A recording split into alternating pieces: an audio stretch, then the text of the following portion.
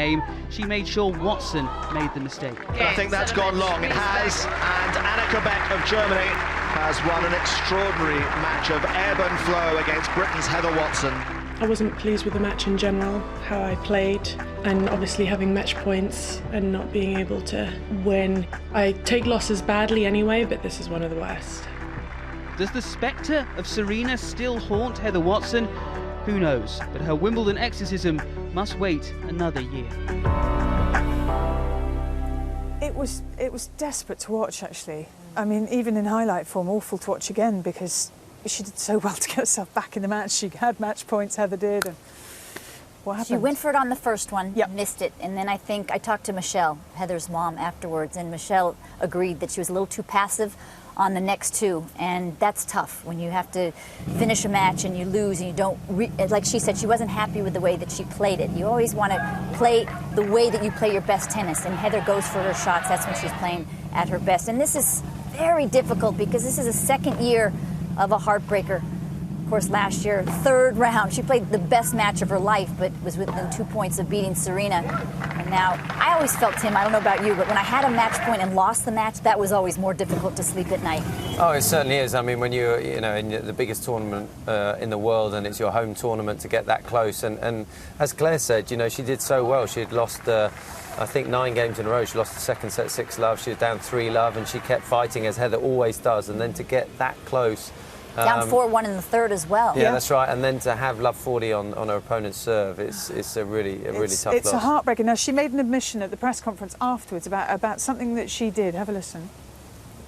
Have you had any more recent trouble with trolling and nasty stuff on Twitter and other social media? And do you think today's defeat's likely to lead to more of that?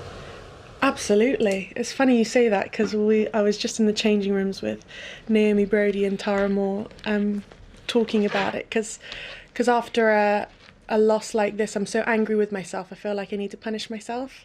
So I just to, like, I don't know, because it wasn't a good day. So I just went on Twitter, and there was plenty. But did it in some perverse way cheer you up though, knowing that you Definitely got not. she wanted? Why would that cheer me up? People saying nasty things. But you deliberately looked it out. Yeah, because I was in a bad mood. It's like when you're in a bad mood and you bang your racket, it's not a positive thing. But that's so lingering. I mean, I just have one question: why? We're taught at an early age not to read any of our magazine articles or newspaper articles.